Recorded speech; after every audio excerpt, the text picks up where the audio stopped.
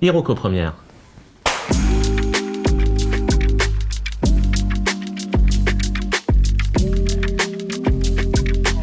C'est une question assez simple finalement. Une SCPI diversifiée, à l'inverse des SCPI dites spécialisées, va investir sur différentes catégories d'actifs. Par exemple, va investir de manière équilibrée entre le bureau, le commerce, la logistique et d'autres classes d'actifs. Ça permet, en cas de difficulté sur un marché spécifique, de pouvoir utiliser les autres classes d'actifs pour compenser et pour permettre d'offrir une performance et une meilleure stabilité pour les investisseurs. Une SCPI spécialisée, elle, va se concentrer sur une catégorie unique d'actifs. Par exemple le bureau ou l'hôtellerie. Et la difficulté quand on se concentre sur une unique classe d'actifs, c'est que en cas de crise, par exemple ce qu'on a pu connaître avec le Covid et les différents confinements, c'est que c'est l'intégralité du patrimoine de la SCPI qui va être impactée et ça peut créer des risques de perte de capital pour les investisseurs.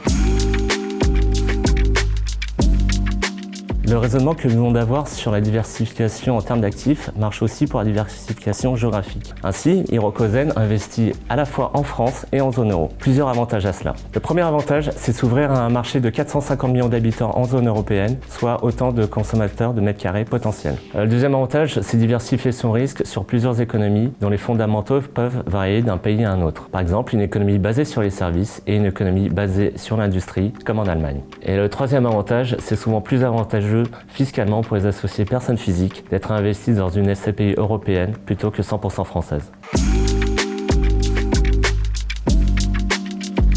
Alors à l'instar de tout ce qu'on vient de se dire, Hirokozen est une SCPI diversifiée à la fois en termes de classe d'actifs mais également en termes de localisation. En termes de classe d'actifs, Hirokozen va investir sur quasiment l'ensemble des catégories d'actifs qui existent à l'exception du résidentiel pur. On a pour volonté de vraiment essayer d'avoir un portefeuille équilibré sur la partie bureau, entrepôt logistique, commerce et également santé-éducation. On essaye d'être sous-pondéré en bureau et surpondéré dans la partie activité logistique en fonction de ce qui fonctionne aujourd'hui sur le marché. En termes de localisation, on est évidemment investi en France, mais on est également investi en Europe de l'Ouest, en Allemagne, en Espagne, aux Pays-Bas et en Irlande. Et on étudie la possibilité de commencer à investir dans un ou plusieurs nouveaux pays. Enfin, Hirokozen a ce qu'on appelle une stratégie dite granulaire, qui est de se concentrer sur des tailles d'actifs plutôt petites, on va dire entre 1 et 20 millions d'euros, qui est le segment sur lequel il y a le moins de compétition et qui nous permet d'avoir des rentabilités plus attractives. Pour autant, on ne s'empêche pas de faire des investissements de plus grande taille en fonction des opportunités qui se présentent à nous. Je vous rappelle qu'investir comporte des risques de perte en capital et de liquidité et qu'évidemment les revenus ne sont pas garantis.